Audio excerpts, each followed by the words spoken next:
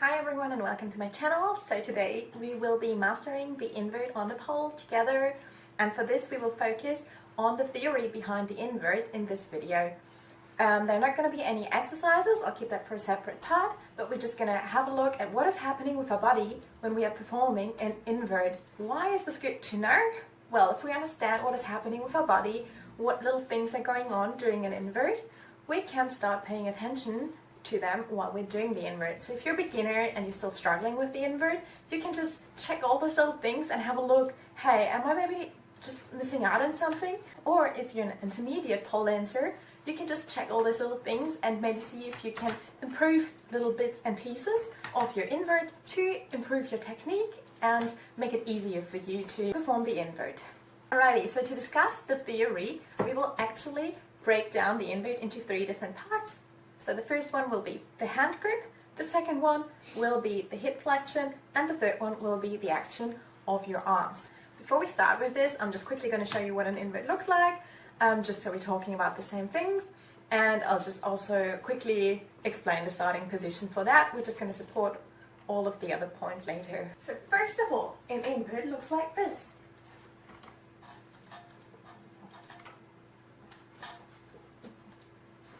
That's the invert. So what's the starting position like in the invert? So first of all, we need a strong hold grip. So inside hand goes below, outside hand above. We are taking the pole into our armpit here, and we're just giving it a little squeeze here, just to have better grip. And we're also moving our hip in front of the pole, just to give us more support. So from the side it looks like this, and from the front just like that. Also, as pole dancers, we know that we need shoulder engagement all the time, so even when we perform an invert, we want our shoulders to be nice and engaged. So just think of them going back and down as we're doing the invert. So okay, the first part is the hand grip. So of course we don't want to be sliding down or rotating around and that while we're inverting. We really want to be focusing on inverting, and we want to stick with our hands to one spot. So we really need to squeeze with our hands, and we also have to pay attention to a proper placement of our hand. So when we bend our hand a little bit like this, we can see that there's like kind of like a little hole forming here, and we just want to put the pole right in there just so there's like this suction on it, so we don't go anywhere. So we just really stick to it, because if we just put the pole in some different angle, there's just going to be air in there and it's just going to make us slide quicker. On the pole it's basically like this. So here I would have like still a little hole in there that lets air come in, and that makes me slide quicker even though I'm squeezing with my hand. But then when I really place the pole into the right spot, I can actually grip and hold on to it a lot easier and squeeze with my hand better, and it's just going to help me to stick to the pole better. So maybe just give it a go, just play around with it, and yeah, let's get to the next part. So part 2 is the hip flexion. So the hip flexion is actually quite interesting, because we're not only flexing our hip, but we're also having a little pelvic tilt in there. So pelvic tilt is when you're doing this. I'm just going to quickly demonstrate that on the ground. So when we lie down on the ground, I'm just going to have my hands on top of my head. I can flex my hips. My hips come all the way till here. I can't go any further. So this would be just as far as my hip flexion would take me. If I start tucking in the pelvis now, I can get my hip all the way over, and my feet are actually on the ground. I don't think you can see it, but they are actually on the ground. So it just allows me more movement there. We always want to be flexing our hip, but also tucking that pelvis in to come over a lot further. And I'm doing all of this without helping with my head or without getting momentum.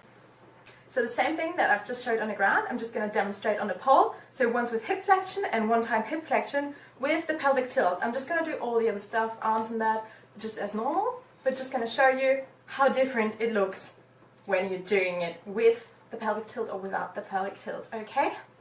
So this is the invert with the hip flexion only.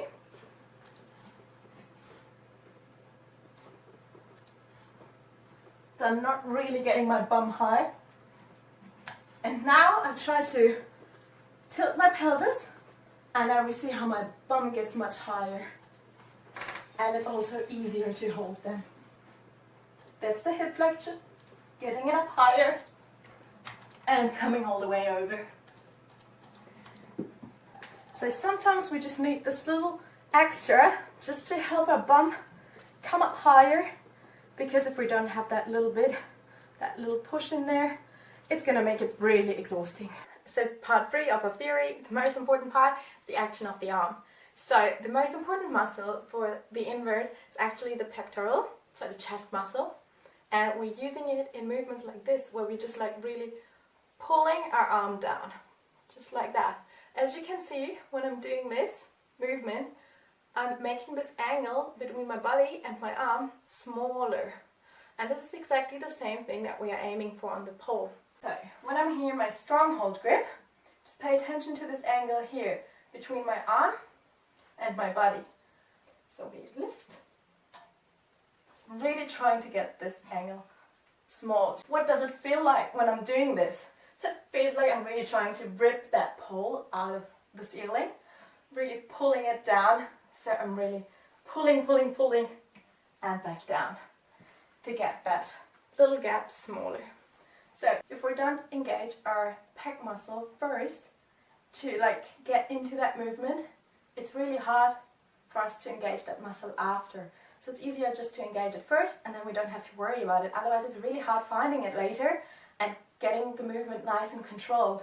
So even if I'm just trying to lift off my legs without engaging the pec, I would probably look like that.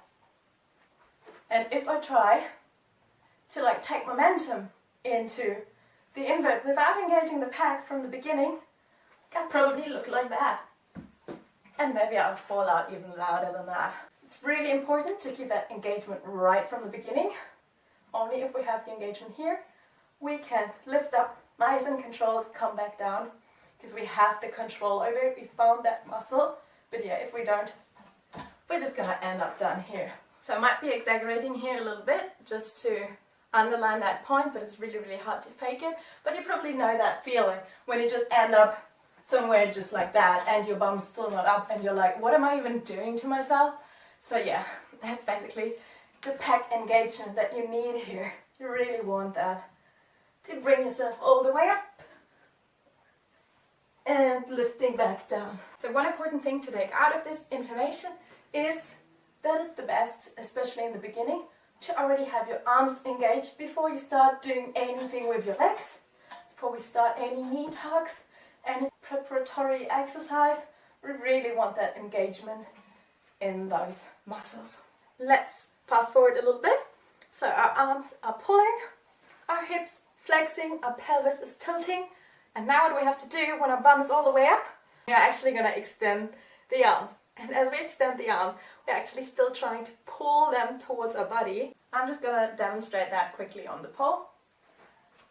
So holding onto it, first engaging the muscle already. Now hip flexion, pelvic tilt, and extending the arm, keeping the pec engaged. So hip flexion, pelvic tilt, and extension here. And see how I can lift my hips a lot higher up when I'm actually trying to close that angle. This is actually what is going to help me to bring my bum all the way up. What happens if my bum is not all the way up? Well, gravity is fighting against us the whole time, and we don't really need this. So if we are in a line like this, it's really hard to hold. If we're like that, it's still hard to hold. So we really want to bring that booty close to our arms, and we can finally relax because gravity is not pulling us down. As soon as I release this pec engagement, it brings my bum down and it's harder for me to hold the invert. What does this mean for our invert now? Hip flexion, pelvic tilt to get our bum up, but also engaging the pec, trying to get that angle small as possible to really get our whole body onto the pole, so we're all the way straight up and gravity is not fighting against us anymore. We defeat it and we can just hang out there. This works as well with like your knees tucked if you're just doing like the froggy option. However, I think it's easier when you're just in the froggy position here and you just extend your legs, because it just helps distribute the weight and just like balance. And we can come all the way back out with straight legs or bend them again and come down. So I've already mentioned this before, but I'm just gonna underline this once more. When we're coming out of the invert, we are actually trying to release this pec muscle first. So slowly, nice and controlled, not like completely let go of it, but we're just releasing it nice and slowly. And as we're doing this, we're trying to only do this. Don't do anything with your hips, your pelvic tilt in that. Just keep it there until you're just a little bit lower. Because if we start coming out of the hip flexion and the pelvic tilt already, like getting out of it, we're actually going to fall over. Just quickly going to demonstrate that. So, I'm all the way up here, everything's nice. Now I'm trying to get up with my legs first. And I just have no control at all, because it's not the arm starting the action. I have no control over it, and because I'm not making myself small anymore to come up, I kept myself small to make it easier to come all the way back up. And now as I'm just extending myself, I'm just making it harder. So it's really hard for me to control the movement out. To be able to do so, I would have to be able to come up all the way straight already without the hip flexion. Because I just can't come down that way nice and controlled. So we're basically doing all the things just reversed. The last thing we did was really engaging that pec muscle to bring our body close to the pole and a bum up in the air. So the first thing we want to do is releasing that pec muscle again to take our body a little bit away from the pole while still being all small, like we're still all tucking up. So I'll just show it. Coming into the invert, hanging out here, like I'm opening up the angle here, keeping my legs as close as I can to my body until I'm all the way down, to not just fall out of it and have no control and maybe get injured or just do a big noise. Let's play a little game here as well. So I've got 2 common mistakes for you, and if you like, you can just try to find out with the knowledge that I've just given you, try to find out why this is not happening. Like, why is this a mistake? What is actually happening in the body that is preventing us from getting into the invert? So the first common mistake would be people trying to jump into the invert. So we have everything nice, strong hold grip here, and now I'm just trying to jump up and I'm bending down. Let me try that once more. I can do it worse. So it's basically, yeah, trying to jump, or some people trying to jump like this. Maybe you've already seen these moves. So yeah, what would be the issue with this move? And the second common mistake is the following. So people have everything nice and engaged. Now they're trying to come up and it's just not working. Like they are extending their arms, it's just not working. Or we do it like this. Woo! And it's really, really hard to hold, and I'm sliding down and nothing really happens. So what might be the problem of this example, or like 2 variations, but it's kind of the same problem that causes me not really getting up? What is the trouble? Yeah, just let me know in the comments down below, or just figure it out for yourself and don't share it with me, which is fine too. I'm just going to quickly explain it at the end of part 2 of this video. Alrighty guys, so a little summary of what we learned today.